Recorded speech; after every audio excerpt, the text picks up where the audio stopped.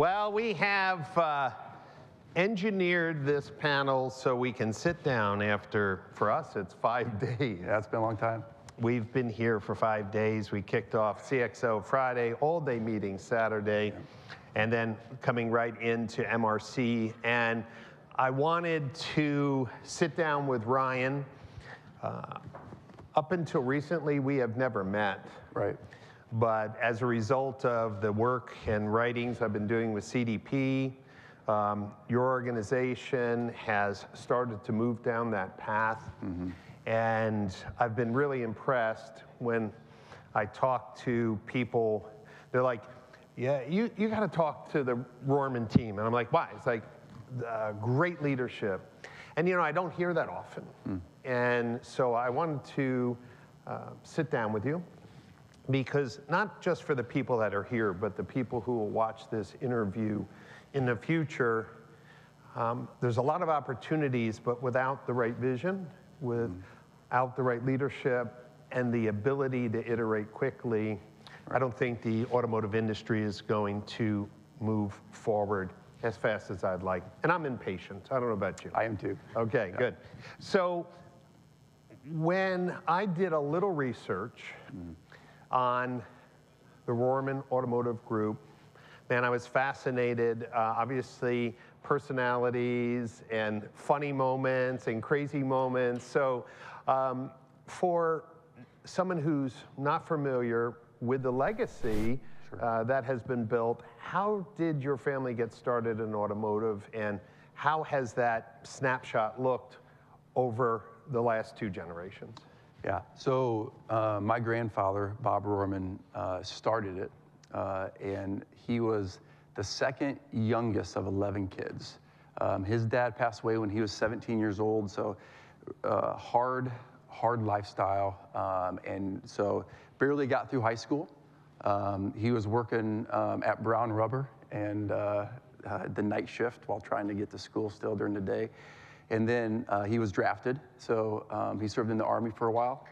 And when he came out, because the age difference was so big between some of his older siblings and himself, he ended up living with one of his older sisters. So their kids were like his kids.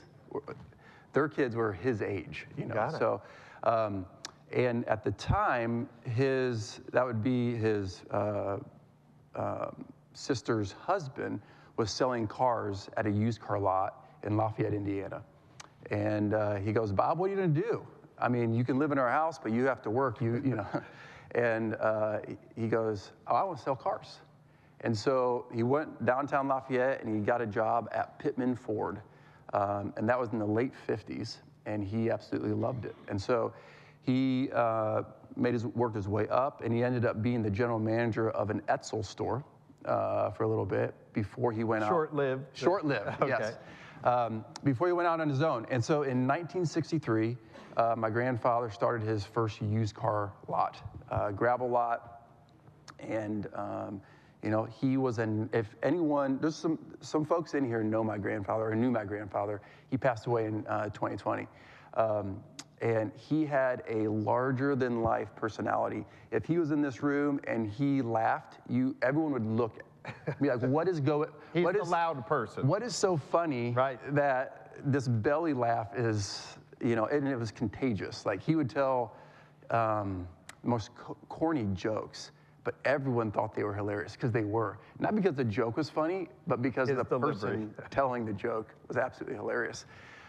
So then, fast forward a little bit, 1968, Toyota came, and in Lafayette, Indiana, that's where I live there currently now. That's where our base of operations is. They came to the big 3, and all those dealers were like, we don't want the Japanese stuff, right? And so my grandfather said, hey, I'll take it. And they're like, well, you can't do it on this gravel lot. And he goes, I'll buy the property next to me. And so like, in my mind, you know, everywhere we have dealerships today, there's no land for sale, you know, but apparently back then it was all for sale. And so he goes, I'll just buy the one next to me. So he did, and Toyota gave him the franchise. So then he progressed. In 1970, he got Honda. And then when he really exploded was during the first oil embargo. So that's when, you know, the Toyotas and the Hondas, good gas mileage even back then, the big three, domestics, you know, boats, and so he exploded.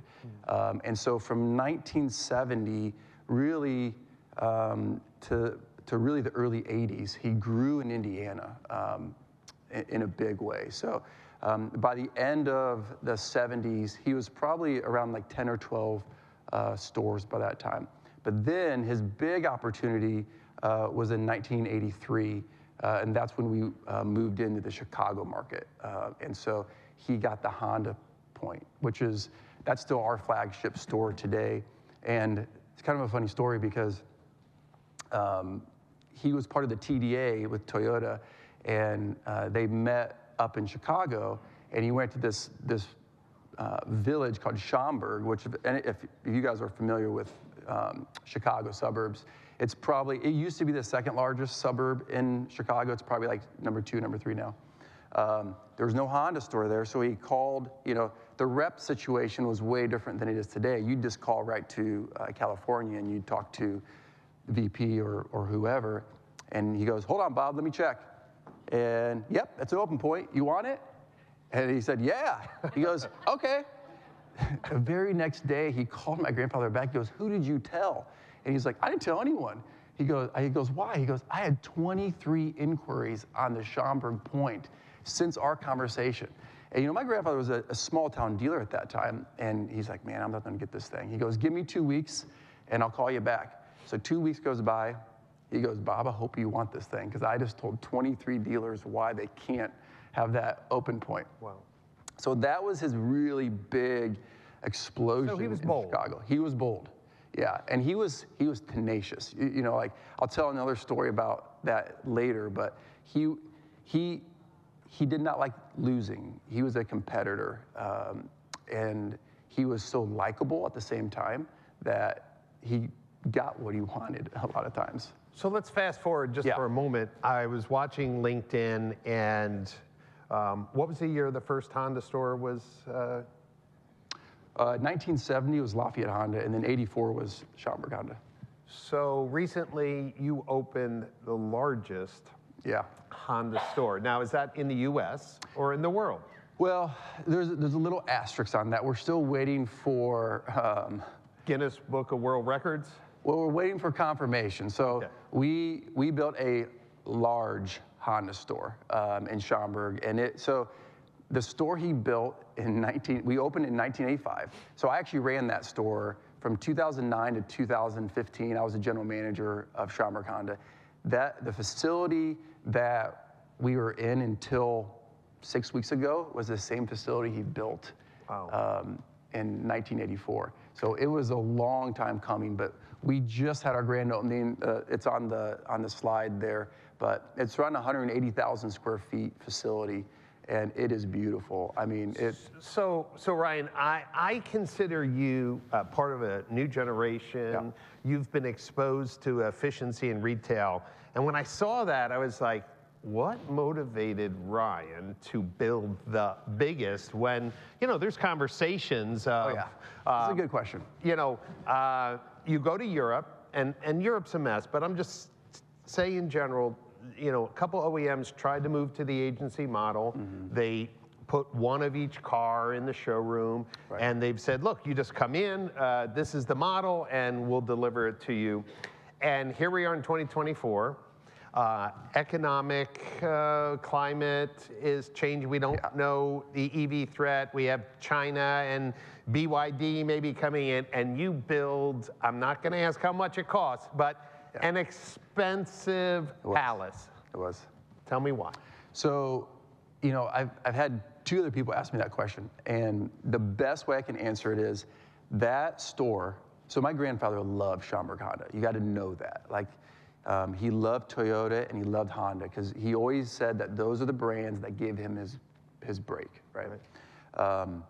So that's his store. Like that was his blueprint.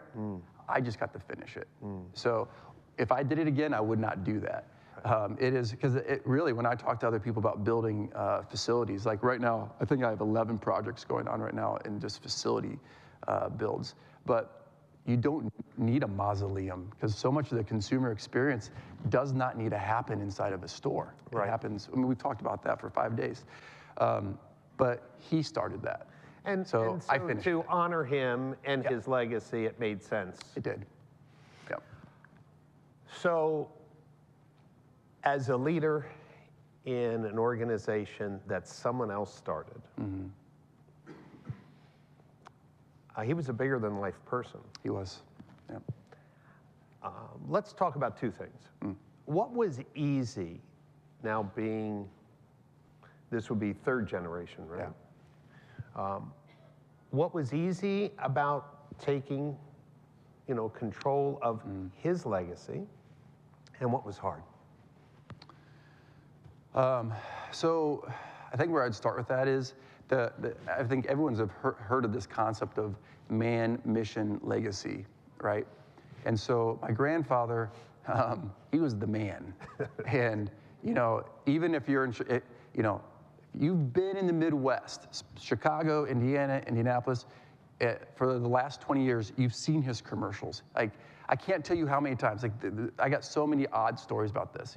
I wear a suit every day. It's my uniform. You and Tom Moore. Tom Moore says, I'm not going to work without a suit. I say, Tom, you don't have to. And he's like, I put on my suit, right? The Morgan team is laughing over there. We saw Tom out of a suit and we're like, who is this man? It's like, so you do something different. Yeah, so it was all about him. So I would walk into a place, like not a dealership, and I might have my suit on, and they're like, what do you do? And I was like, well, what do you think I do? And they'd be like, are you an undertaker? And I was like, an undertaker? They're like, those are the only other people who wear suits anymore. I'm just like, no, I'm a car dealer. And they're like, oh. And at the time, they're like, well, who do you work for? And I was like, have you heard of the Bob Rohrman Auto Group? And they say, yeah, Chevy.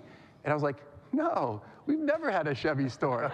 And so, I tell that story because the man was Bob Rohrman, but you couldn't tell what store was attached to it. It was him, And so, I love that, that's. Do we have any Bob Rohrman commercials on the media deck? Did the team? We could probably. I'll give them a little. Let's say I'll give you a little homework, media room. Yeah. How many people would like to see a funny Bob? Look at this room. We have. Okay. I've never seen. Maybe try to find one of the blooper reels. Okay. Yeah. So. So he was so big, it really didn't even translate to, hey, he's the Honda guy or the Toyota guy. It was just the crazy guy on TV. For whatever reason, because I lived in Chicago for 15 years, and the association was Chevrolet, and we literally had never had a Chevrolet store. And I was like, so man, mission, legacy. So now it's the mission stage. I do not want to lose the man, because he gave us a platform, but I want to help create that legacy, And so the way that we're set up today, my dad and his siblings, there's 5 of them. We call them the Fab Five. They're the owners of the auto group, and I'm the dealer principal. And so we work together to create this legacy, because we want to get to the point where whoever's running the auto group next doesn't have to ask why or how. It's just what we do. And so we're really trying to think about what that looks like, and not lose our roots though at the same time. So we'll have like a founders month. So every September, it's all about my grandfather. We play blooper reels on TV, and we do because we don't do a lot of traditional media anymore, but we'll do it because he loved traditional media. Right, he was everywhere. He was everywhere. I remember one time I was running the Honda store, and he goes, hey, Rye, what's your cell phone number? So he should have known, but I gave it to him. I said, what are you using it for? He goes, I just bought a full run of the Chicago Tribune. I'm putting your picture with your phone number on it. I was like, why are you doing that? He's like, oh, you're gonna sell so many cars. I was like, no. And for the next 90 days, all I got was drunk texts from midnight to 2 in the morning. So I was like, how many cars have you sold off that? I was like, no, I don't think I've sold any yet, Grandpa, So when you are third generation and you're building a legacy. But there's a lot of built-in process, culture. Yeah. Can we talk about one thing that you felt that the culture that was developed had to change? Meaning like, hey, Brian, look, I respect my grandfather, I respect the founders, but you know, when I stepped into this role, it was like, hey, we had to change something. What was that one thing, and was it hard to get the team to shift? So we changed quite a bit, and you know, I think there's certain things that we didn't change that are important, but we'll get there. But the things that we changed right away was culture. And so right off the bat, the way that so we have 22 rooftops currently right now. At the time we had 25 when I got to take over. In 2018, I took over as the dealer principal and CEO of the group. And so we had a culture issue that we had to address. And so, but first off, we had to change the way that we ran. So he was like a hub and spoke concept where you had these 25 leaders and he was in the middle, and the direct connect was directly to him. And so I did that for a little while, and I almost got burnt out on it. You know, because all decisions ended up going through you, yes. right? And that's and with the car business, 24/7, holidays. We talk about speed. I mean, we've talked about speed so many times, and speed is so important. We live in this this economy now that's fast, you know, so you can't hold up the success of your store. Right. You know, and so right off the bat, I tried to do that. I mean, the other thing that he did was he really ran each store as a silo. And I was like, you know, I'm gonna bring it together. You know, you shouldn't be afraid of calling our sister store down the road for help.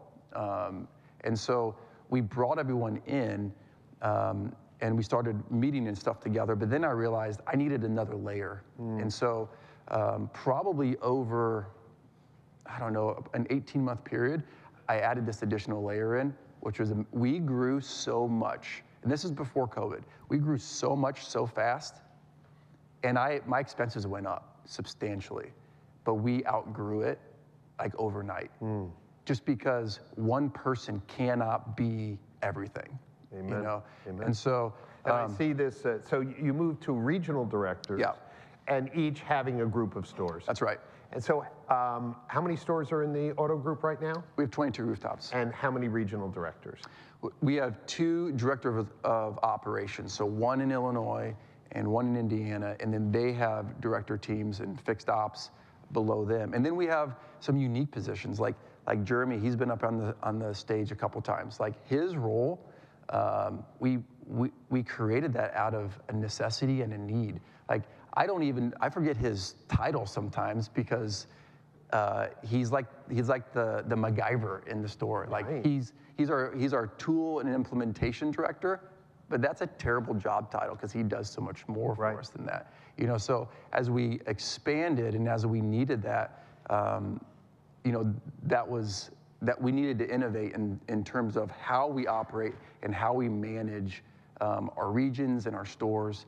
And I mean, literally overnight, at first I was like, it could be scary because that middle level management is not the cheapest position. Yeah. Right? No. Because what you're looking for is talent. I mean, talent acquisition is one of the biggest things that I work on all the time. You know, I'm trying to find, you know, just, we call it top grading. So one of the things that we really do as a leadership team, we buy into this concept of top grading where you have the grid of A, B, C, and D players. And you could play with how you use A, B, and C. So for us, culture and performance is an A player. A B player would still be low performance, but high culture. And the mentality behind that is, it's hard to change someone's culture, but I can help make you a performer. And then a C player would be a high performer, low culture. And those are fine, you know, but I can honestly say that my director team, they're all A and B players. Right. You know, and the importance on that is they have bought in completely on the Rohrman Automotive Group's mindset. And that is really key to who we are. You know, we spent a lot of time, you said, what was one of the things that we did coming off of my grandfather? Like, once I had that established director team, I basically locked them in a room for like 3 hours, and I said, we need to figure out our identity, you know, because one of the rules of changing culture is you can't use the word culture. Like, that was my rule. Like, right. We never once went out and said, we're changing our culture, not one time. We had to figure out what our identity was, and then we had to change culture by the way we act, right. the words that came out of our mouth, and the way we responded to things. And so out of that like 2.5-hour session, we got our purpose statement. And I love our purpose statement because it started on a paragraph, and then we got it down to 4 words. And it's driving relationships, awesome experiences. And Jeremy talked about this a little bit earlier today. I do not believe that trickle down works. I don't believe it works. You have to be so ingrained in the process of getting that down to your entry-level role. And right. we've done that. If you go into any Rohrman store and from a customer service rep to a technician to an advisor to a salesperson, if you say, hey, what is the purpose statement of the Rohrman Automotive Group, they'll tell you that phrase. 99% chance, because that's what I do. I mean, I walk in and I'm just like, hey, I haven't met you before, you knew, right? And they're like, yeah. It's like, how long have you been here? You know, whatever. And it's like, what's our purpose statement? Oh, I love it. It's driving relationships, awesome experience, awesome. You know, and so like, that's key to us. And then our core values is key to us too. So we did our purpose statement and our core values. It's tips. So we like to say we work for tips, right? Transparent, innovative, personable, and we're servant-minded. And so if you want to be part of the Rohrman Automotive Group, if this does not resonate with you, wrong auto group. Right. I mean, that's just... I want to go work for the Rohrman Auto Group. How many other people want to work for the Rohrman Auto Group? Ryan, when I see this, you know, there's a lot of good people, and we heard someone yesterday say, hey, Brian, it's great, but man, my management team won't listen. You know, they're stuck. They're not thinking about these things. And as I started doing some research, the reason why I wanted to sit down is we need to amplify great leaders to inspire the next generation of leaders. We need some general leaders and dealer principals who are hearing this video, because we'll post it, that, hey, the way I'm thinking, that's how Ryan's thinking. Ryan's saying it's working. Ryan's saying it's scalable. Ryan's saying the culture is awesome. We need to spread this because, you know, the presentation from Alan Crutch just moments ago, people are thinking about how do we change retail. People are creating an audacious vision of what the future looks like with awesome experience. And that's not easy to do. It's not. It's even not easy to do in a company that's been around for a long time. Yeah. And so when you think now of your vision, I've had a chance to talk with Jeremy and some of your team. You have a CDP project. You have your own Snowflake instance. You're doing some crazy stuff. And some dealers are like, I would love my dealer principal to bring up the word snowflake outside of a snowstorm. So you are, just in my mind, out of the dealer groups that I hear about or work with, definitely leading the charge. Would you say that you love technology, or have you surrounded yourself with people who love technology? Because at the dealer principal C-suite level, and some people in this room would say, if you said the word Snowflake, or Azure Cloud, or if you said CDP or ETL, right? They would be like, what are you talking about? So what's different? Is it you? Is it your team? Because no one's pushing you. Right. What makes you tick when it comes to this extreme focus on the best tech stack for automotive retail? Yeah, I think, you know, it's twofold. So I'm an extremely competitive person. I got that from my grandfather, my dad, you know, so on and so forth. And I have a passion for people. Like I really, like when I'm in front of, I get in front of my sales staff, my technicians, and my advisors at least 4 times a year. And not in massive settings, because I want to get to know them, and I tell them how much I love them. I really do. Because I know that. You use the word love? Absolutely. How many people have never heard "I love you" from your dealer principal? How many have never heard "I love you" from your boss? So I want to stop you for a minute because, you know, there's certain cultures. Yeah. Like my grandfather was an immigrant from Italy, hard life. He never heard "I love you." Yeah. So he never said "I love you" to my mother. Yeah, okay. And of course, she overcompensated, you know, with 5 boys, is we love you equally. We don't love one of you better than the other ones, even though we know there may have been a favorites.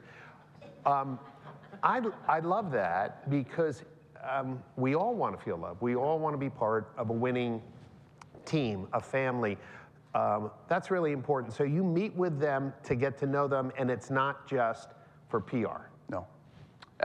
We, frankly, don't use that, I guess, internal PR, but we do, so it's called recharge. So we do these recharge events, and to keep them small, we'll do 6 events 4 times a year so that we can keep them real small. So it all goes down back to that trickle effect.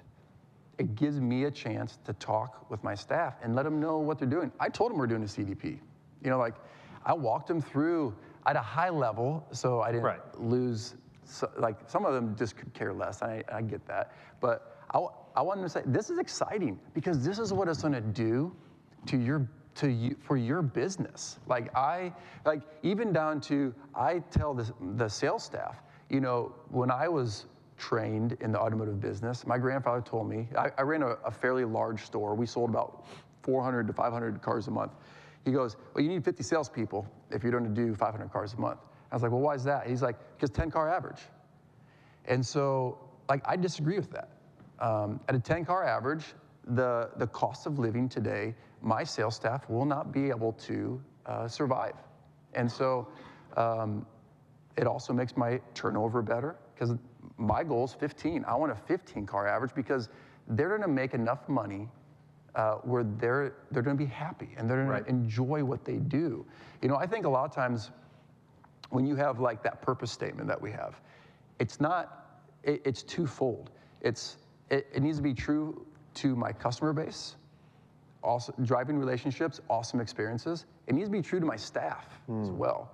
You know, and so if they don't feel that, they're not going to do what I want them to do with the customer either. Like we talk about customer experience, CX all the time, and I fully buy in and believe that is what we should be focusing on. But if my employees are not feeling the love from the top down, why are they going to show the customers any love? Right. You know, so that trickle down. I mean, in my opinion, you have to get in front from the top down, and it's a lot of work. I travel a lot, you know, because our stores, you know, from southern Wisconsin to Fort Wayne, Indiana, which is almost in Ohio, you know, it's a lot of windshield time, but it's important, and it works. Yes. It works too. Like, it's not just about the love, right? It's a performance KPI as well. Right. And, you know, we all, as dealers, I shouldn't say we all, most of us experienced a crazy phenomenon during COVID of just like immense profitability and so on and so forth. But what's happening now? Right. You know, in the Rohrman Auto Group, we're having a year similar to COVID years. Wow. You know. And most dealers are saying they're not. Right. And they're significantly down. We heard from Mike, the president of NADA, that you know, I think the the percentage of profitability was what, over 6? It was. And now under 3. Yeah. So dealers have seen things go, in a sense, back to the norm. And I'm glad you're saying this, and I want you to delve into it a little bit, because I've never operated a car dealership or worked there. Now, I have my own fantasy that I'd be good. Okay, I'm just going to say. And, you know, when I first started my career, some people say, Pasch, don't listen to Pasch. He's never worked at a car dealership. You know, like, would you let somebody operate on your brain if they didn't go to school? You know, I don't know, just haters. But I'm just thinking, like, with the right tech, Yeah. like we saw with the sales AI, with the right tools, 10 cars is embarrassing. It is. Right? Should be.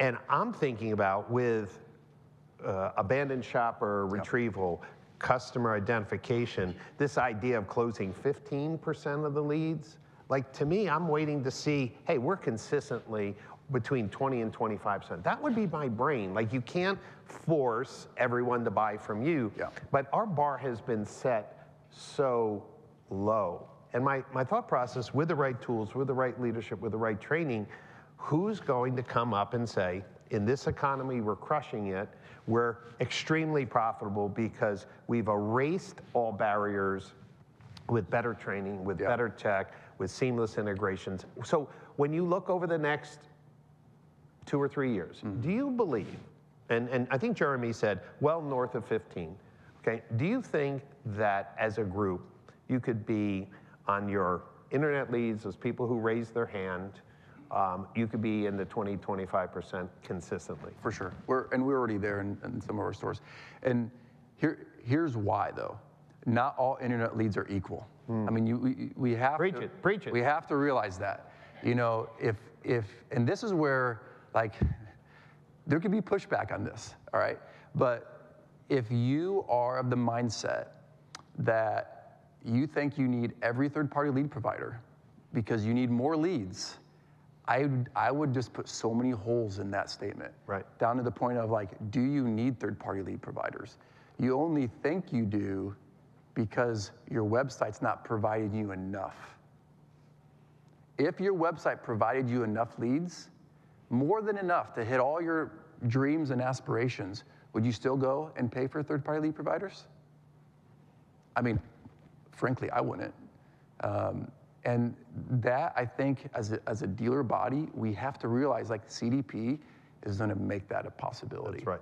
You know, so that, because what is the closing rate of a web lead versus, I don't want to mention names, but all the other third-party lead providers, right?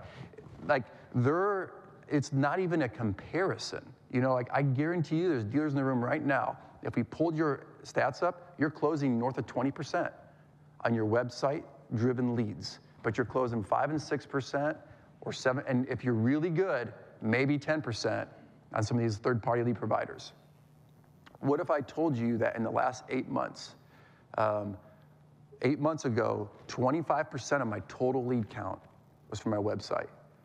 On what we're doing right now, in 8 months, I've grown it to 50%. Come on, preach it. Without changing third-party, it's not because I dropped third-party lead providers.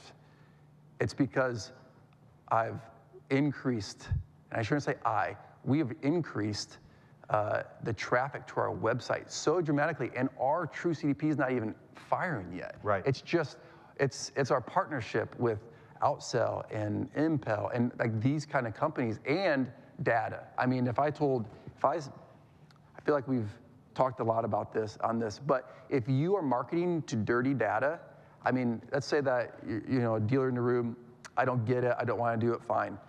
Get a Snowflake, clean your data, put it in it, market from there. Really easy. You can do that in 30 days. That's right. And your business would go up. Because, like, you know, the antiquated sayings of like, I heard one the other day of, you know, the big problem with dealers is we spend too much money on marketing because we know 50% of it works and 50% doesn't. We just don't know what 50% it is. And, like, guess what? I do. Yeah. And I'm saving that 50%. And that's a bottom line ad. And that's why I said yesterday, and maybe it was the opening, marketing professionals have been asking for these type of tools for a long time. They just don't know how to sell it to the management. Right. They don't know how to speak into it. And there's a couple dealer groups that I met here, and they're like, Brian, the IT team is holding it up. And I'm like, why would the IT team be holding this up? Politics, they think they can build everything. I say, please, dealerships, get out of the software development business. There's only a few that have ever succeeded. Right. I don't know how to ask for $300,000 or $400,000. I'm like, but it's going to be a 10x return. You heard Tom, he's thinking, and I think he was conservative, but 10x, there isn't an entrepreneur who wouldn't say, if you give me $300,000, you're going to get me $3 million. There isn't, but we don't have that confidence. We have a long way to go. Mm-hmm.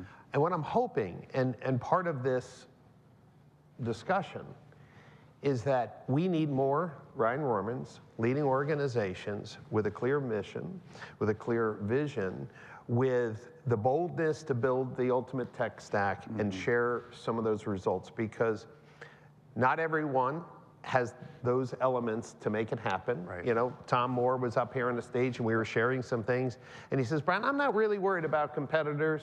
And he says, there's not too many people who want to make the investment, want to stick through it, and want to see it all the way through. And you know, Tom's been in the business a long time, but here's what he said, this will be my legacy. My legacy to the Morgan Auto Group is I fixed their marketing stack, their tech stack, their customer retention, and like you said, in 2025, that, 50% of my marketing works, I don't know which 50%, that's out the door. It's done. It's completely out the door. And what we're going to be able to find is, at a scale of 75 stores, millions of dollars of waste, millions of dollars of assumptions that no longer apply in 2025.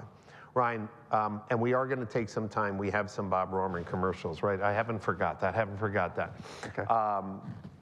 Brian, when you think of right now where you are, what's the proudest thing that you've done in your tenure now as the CEO of the Rohrman Auto Group that, you know, I know leaders don't like to pat themselves on the back. The other day I introduced John Maxwell, and I did some history, and I had a chance to introduce him to a group of leaders, and his career is like crazy interesting. You know, he was a pastor in a really, really, really small church, and then moved to, and started writing books only because his mentor said, you can reach more people in the world that you'll never meet.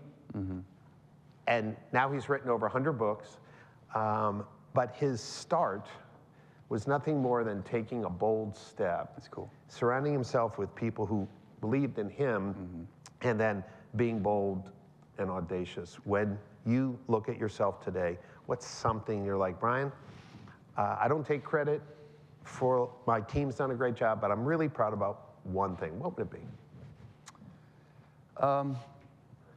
So this is a hard question, because I really think that it's not about a person, you know, and you're kind of saying that. I love John Maxwell, by the way. But I would say if I, chewing on that question, I think the term is change leadership. And so I remember in 2018, we were on higher gear as a CRM. Higher gear? Higher gear. They're not. They're not. I don't. They're not here. I love that word, because how many people know what higher gear CRM was, right? And dealers loved it, right? Because it was so stupid. It was like so simple. You know, it's like a video game almost, right? Oh yeah. You know, and it was a big jump for us because we had Jeeves before that. So, but so we changed to a modern era CRM, and that change was brutal. I mean, people were pulling their hair out. I mean, the way we were organized was a mess, and I mean, it was rough. And that was my first big change after taking over. And so, fast forward to today, I could come back. A lot of my team knows I'm here. If I came back, Are they afraid of what's going to happen when you come they're back? looking forward to it now. Okay. You know, now when I come back and say, hey, I'm going to speed up all your websites, they're like, love it. You know, it's like, literally, they're like, what do I need to do? It's like, on this one, you don't need to do anything. Nothing, right. You know, so I love that I have 1,600 employees. We are nimble. Like, we can shift on a dime. And it's because my director team is like that. They bought into it. My GMs are like that. And our culture is like that. So change leader, like we flipped DMSs 18 months ago. 30 days was hard. It's fine. It wasn't like, I would say more, the DMS we left was brutal. You know, like they made most of the transition hard. It wasn't. That's so surprising. Yeah, right? I don't think I've ever heard that. Yeah, it wasn't the work transitioning or the platform we transitioned to. And it's just because by that time, it was just like, this is what we're doing. We're going to do it this summer. So I was at your Austin conference, and what I left from that one was with, I need to perfect my tech stack. And so literally from June to some of the last things that we are doing are going live like in the next couple weeks. Jeremy had a huge hand in this one. We redid our entire tech stack. Yeah. At the sole purpose of, I want to own my data. Yep. I want it to talk to each other. Amen. And my CDP needs to be able to ingest everything that is even getting missed, you know, so abandoned shopping cart. That's right. And at the same time, GA4 to ASC events. Like, I need it, if it can't go in there as an ASC event, it's like, so like, you know, Morgan, you know, I kind of bought into what they're doing a little bit to the point of, hey, if you can't do this, you're just out. That's right. You know, and so it took us 4 months to perfect that, and you know, it was easy. I mean, I'm sure Jeremy would say it was slightly hard, but like honestly, it wasn't that bad. Right. You know, and it's just because our team, like our mental, Able to handle change. we can handle change. And for people who know me, you know, next year will be our 20th anniversary. People said, Brian, you've changed like, you know, 4 or 5 times. And I'm like, I'm very nimble. And you know what? I really love that. That's the thing that you're proud of. Having a culture, an organization that can change very quickly. For me, it's how we've survived. I mean, you can think of people who've run conferences or people who were influencers or people who were writers. Most of those people are gone. Cassie's right in front. We could list 5 or 10 of those people. They're just gone. Mm-hmm. They burnt out. They never were flexible or their message. Right. But there's dealers like that. Yeah. There's dealers who are just set in their ways and they're not able to change. There's a phrase I love, and I think Rick Terry, who's one of my right hands as well, I think he penned it, but it's a growing business is always in transition. And that is our mentality. I love that statement. And if that's not your mentality, you're gonna be a dinosaur. And what happened to the dinosaurs, right? That's exactly what you just said. They're not gonna be here. They're not gonna be at the next MRC conference, right. you know, so. No, we only allow evolving people to come to our conferences. Ryan, the car business is demanding. Mm-hmm. It often can be brutal on families. Mm-hmm. You know, we've seen, you know, people get burnt up and spit out. Yeah. So when you think of family, business, faith, and fun, how would you prioritize them? How do you manage? Because you're obviously going to be a growing group. Mm-hmm. There's always pressure. Yeah. Now, I get up every day and I don't feel like I'm working. You heard Tom Moore maybe yesterday say it, like he doesn't feel he's worked a day in his life. I actually, it's no joke, I get up every day and I'm like, man, what a great opportunity I have to do what I do. So how do you balance it? Because it's not, there's a lot of bad examples But to me, you look healthy, you look energized, you exude confidence, you're organized, you're leading a tech change, the organization is growing, financially stable. I'm like, does he ever see his family? You know, right? I mean, I ask these things because people want to know, like, what does it take today to organize our life to excel in our business that we love and not burn out, not end up in divorce, or have, you know, our children not even know who we are? It's hard. I mean, I love my wife, and I tell her all the time, I could not do what I do if it wasn't for her. You know, and like, I have to remind her of that. I think I reminded her of that even today, because we have 3 children. 11 is my oldest, down to 5. And, you know, that is the hard side of it, and finding that balance, but having a phenomenal partner in her, it has just been, it's a godsend, really, you know. But to answer your question, my faith is extremely important to me. And so that would be, like, if you want to put that picture up on the screen, this is how the best way that I would describe it. So my faith is imperative to who I am. It's the filter by which everything flows through me, and it also flows through everything else below us. So like my marriage, family, and children, and this is the order that I would put it in. You know, so like my vocation or being a car dealer, it really, from the time perspective, it gets most of my time, but if something else was more important and it came up, I'd drop it to go do whatever is in order above that, you know? And so just balancing that is always tricky. And I have not perfected that by any means. You know, because in the automotive business, you know, when it rains, it pours. You know, it's never, there's seasons where it's like, I'm kind of bored. And then, you know, there's seasons where I'm just like, what the heck? I mean, you know, like, I don't know. You wake up and it's like another issue, you know, and it's wild. And it's like, well, why can't this I think that only happens at your group. There's no one here who's gotten that call in the middle of the night about a rogue general manager or some stupid thing that the manufacturer just announced, and you're like, that's impossible. No, that just happened, boss. It's great to talk about that prioritization, because for me, whether you read the Old Testament and Proverbs or the book of Ecclesiastes, it's extremely clear that pursuing wealth, power, just for the sake of it, you know, Solomon said it well, right? It's a fool's errand. That's right. Yet, we love the rewards of our work.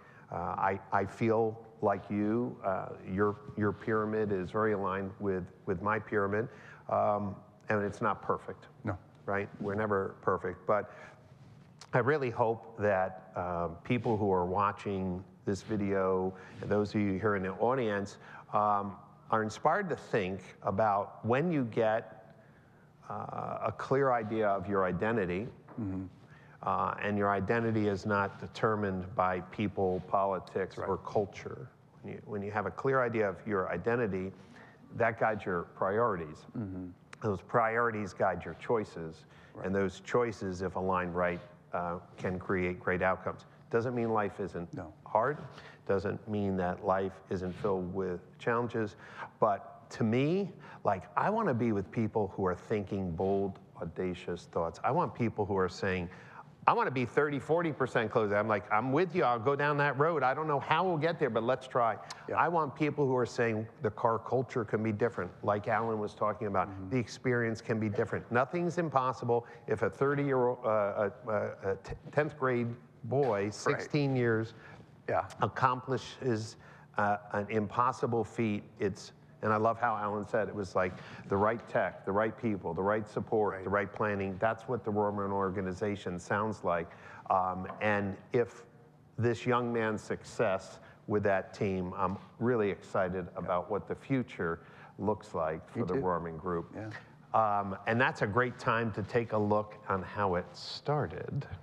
So I think in the back we have some maybe some humorous videos. I haven't seen anything, so I am ready, like you are, to see what Bob Rohrman was like. And I don't know what they pulled up either. Understanding the pebble in the pond. They are a TV land. Save your false laughter. Very popular. Whoa, get your foot off the fogger.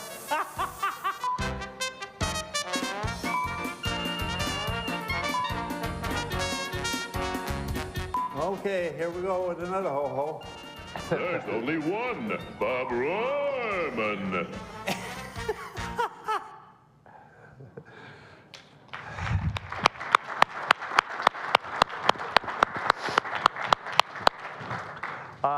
Ryan, one last thing.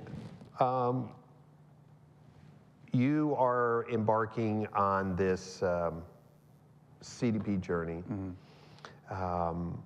You're doing something a little different. Yeah. You have your own Snowflake account. You're using the CDP in a unique way. But one of the things you said was, I need to own my data. And again, any person who really takes that seriously means they have to roll up their sleeves and do some hard work. Yeah. For the dealers here in this room, what made you decide that not just, hey, I'm going to use Telium, I'll just take everything out of the box. You're doing something custom, Right. which I think is quite creative. What made you make that decision that you want to be in full control of where that data resides, how it's securely accessed, and with no limits for your team? So I think I go back to looking at the way that car dealers have run for years. I feel like, and I'll just speak about my grandfather. He had a great intuition, right? And so like I'd call that your gut, right? He had great gut. I mean, and he chose right a lot of times. It was a simpler time, and now we have data, right? And so it's this thing of like using our gut versus data, and like by all means, some dealers have phenomenal intuition and they should still use it. But if the data is not driving that, I would question it. Right. And so to answer that question, you have to understand the data. And I love data. Like the way my mind works, I am at the Rohrman Automotive Group, it's a fun place to work. Like I guarantee you that we live up to our purpose statement to our employees, all the way down to the customer service rep. But it's a challenging place to work, because if you can't do it the way that I want you to do it, it's just not the right fit for you. Right. And I remember when I was running our Honda store, one day I got frustrated, and a salesman who had been with us for a long time, his name is James, and I said, James, walk me through your day-to-day. And so he walked me through it, and executive lunch and coffee number 2. I was like, all right, so in an 8-hour shift, you've worked 4 hours. Is that fair? And he goes, yeah.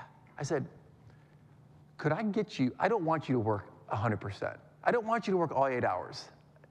Would you give me 70%?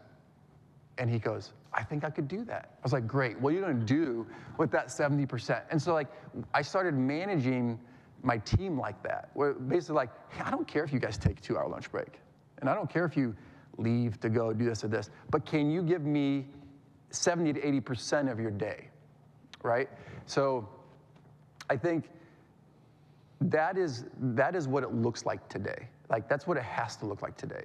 If we're still waiting by the front door for an up, I tell my sales staff, you're just a greeter. You're greeting everyone else's appointments that are coming through the front door, right? So, I think getting back to the CDP thing on it is you have to understand like the consumer journey on your virtual lot. And once you, and like the way that because like most of the time, I mean, there's some really smart people in this room. And when you guys and gals talk, it's like, it's right over my head. But when you put a picture on the screen, I'm just like, oh, I get it now. And so in my office, I have 16 feet of whiteboard. And that's what I do. I just draw pictures. And then I I conceptualize the journey of the consumer, and then it's like, it doesn't work here. And so then I erase it, and then I'll think about, well, I need to find a piece of tech or something to do this. So then I normally will call Jeremy and be like, hey, can you find something that can cleanse our data real time?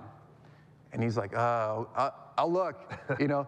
And so like that has been a really, I think the first time that you and I talked was like in May, maybe, of this year.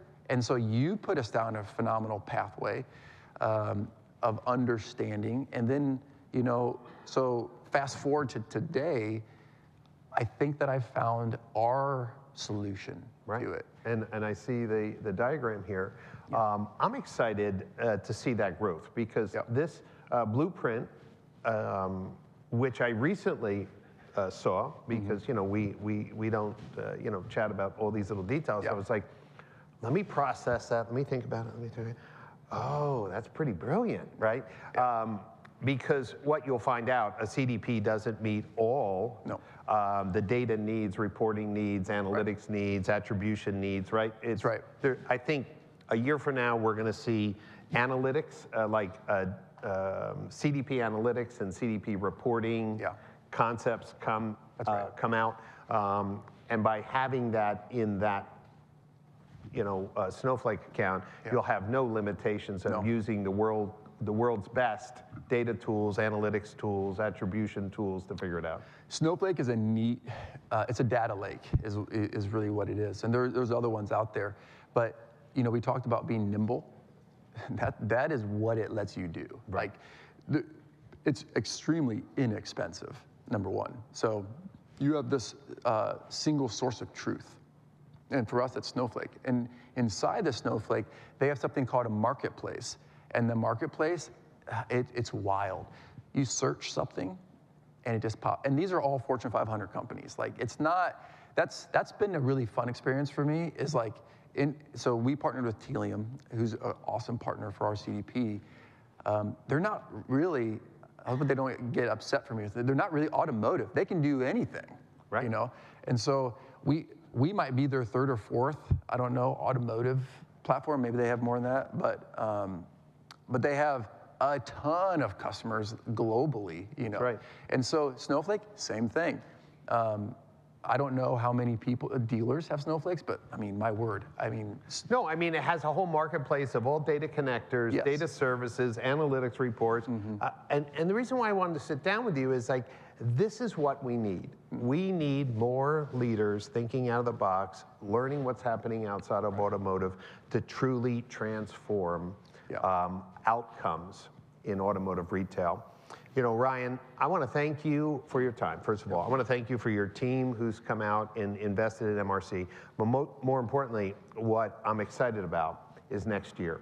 So I hope that whether it's at DMSC or MRC, would you come back and share some of the insights that this investment in your new tech stack has yielded?